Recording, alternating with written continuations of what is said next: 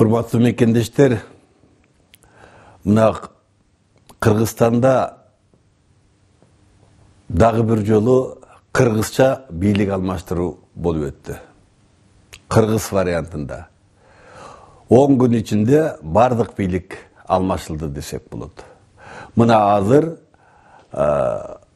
президентибиз Сооронбай Шарипович Жээнбеков өз ыктыяры менен элдин кызыкчылыгы үчүн, элдин каны төгүлбөсүн, тынчтылык үчүн деп өз ыктыяры менен президенттиктен кетүү жөнүндө билдирүүсү жарыяланды. Мен муну туурабы, туура эмеспи, тарых өзү, мезгил өзү таразалап алат деп эсептейм. Кыргызстанга иш сапарым аяктап баратат.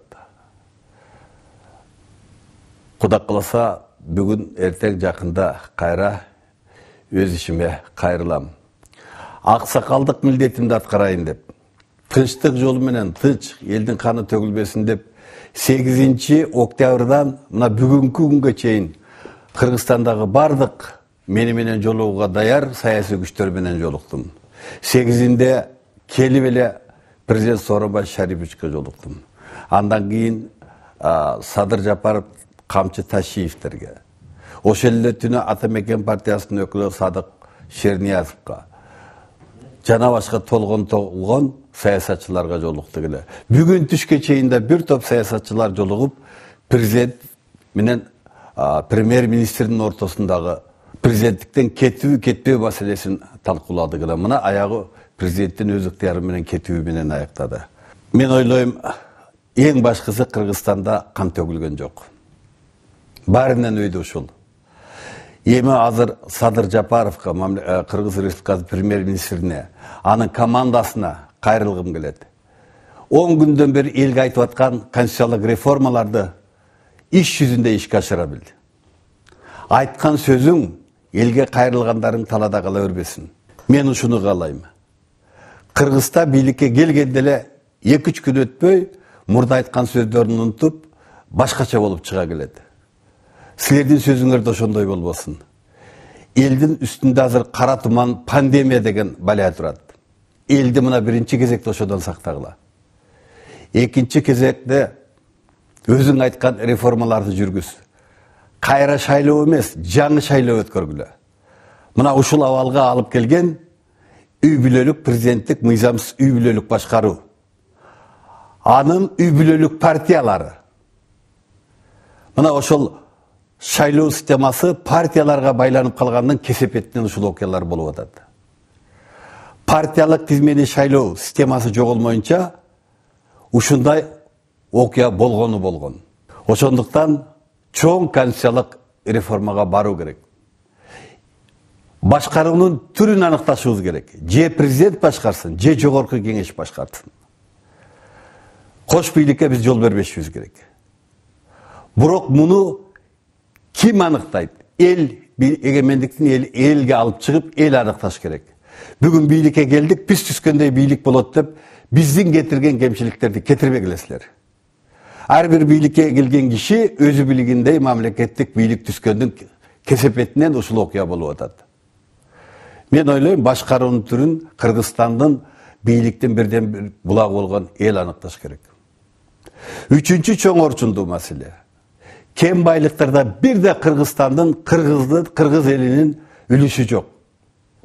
Каалайбызбы, каалабайбызбы, дүйнөлүк стандарт кылайык, кыргыз мамлекетинин үлүшү аныкталышы керек. 51%дан кем эмес кен байлыктарда кыргыз элинин үлүшү болушу керек.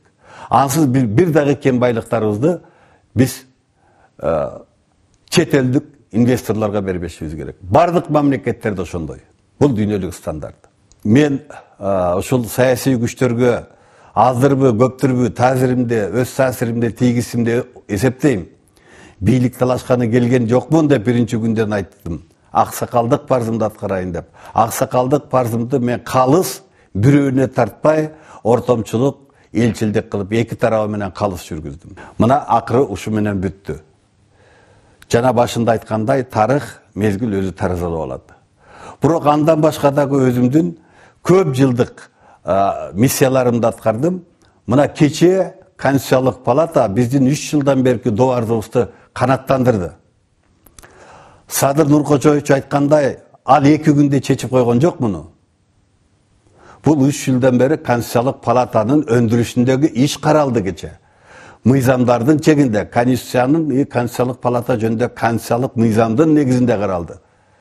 Өкмөттүн өкүлү айыл жерде жоопкер катары катырды. Укуктук жеңгелде эч кандай өкмөттүн басымы менен каралган жок.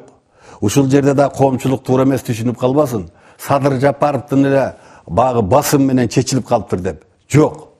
Бул мыйзам чегинде чечилди. Конституциялык палатанын сотторунун кворуму болбой ушул убакка чейин созулуп келди. Ар кандай себептер менен созулуп келди. Бирок бул өндүрүшкө алынып, мыйзамдын чегинде эч ким сотторго басым көрсөтүлбөй, мыйзам чегинде чечилип, ошол жана биздин жарандык паспорттогу улутту деген графанын алынып салганы Конституциянын 38-статьяна карама каршы келет деген чечим чыгарышты. Мен Конституциялык палатанын судьяларына ошол Конституциянын талаптарын, мыйзамдын талаптарын так аткарып туруп, ушу жарандардын укугун кайсы улутка таандык экенин ачык көрсөтө турган укугун кайтарып берген үчүн ыраазычылык айтам. Бул биздин курултайдын чечими менен ушул ишке ашырылды. Эч кандай азыркы жаңы өкмөттүн басымы менен, күчү менен чечилген жок. Ушуну туура түшүнүүнү мен каалаймын. Элибизге эмне айтам? Ачуу ким адал, ким арам экенин көрдүңөр. Кайсы саясий партия эмнени кааларын да билдиңер. Аягы ушу менен бүттү. Ошондуктан мындан ары дагы адал менен ачууну ажырата белгиле. Кайсы партия эмнени каалайт? Кезектеги шайлоодо сак болууну каалайм. Бүгүн Кыргызстанды, Борбордук Азиядагы чоң эки державанын ортосундагы саясий полигонго айлантабыз деген чет күчтүктөр көп. Мына ошолордун жеми болуп калбагыла. Азыркы ушул 5-октябрдан бүгүнкү күнгө чейин болгондагы саясий күрөш сырткы күчтөрдүн ролу менен көбүрөөк өзгөрүлүп турду. Эч убакта сырткы күчтөргө таянган саясий күчтөр Кыргызстан үчүн кызмат кылып бербейт. Кыргыздар өзүбүзгө өзүбүз таяналы, өзүбүздүн кен байлыкка өзүбүз ээ болалы, өзүбүздүн бийликти кандай болушун өзүбүз аныктайлы. Биз келечекке так ушул багытталып, эгемендүүлүгүбүздү, көз карандыбызды сактап калуу боюнча алдыга жыла беришибиз керек. Эч качан биз Россиянын же бир кайсы бир мамлекеттин субъектиси болуп кирбейбиз, ага жол да бербейбиз. Аман болгула. Бир бололу.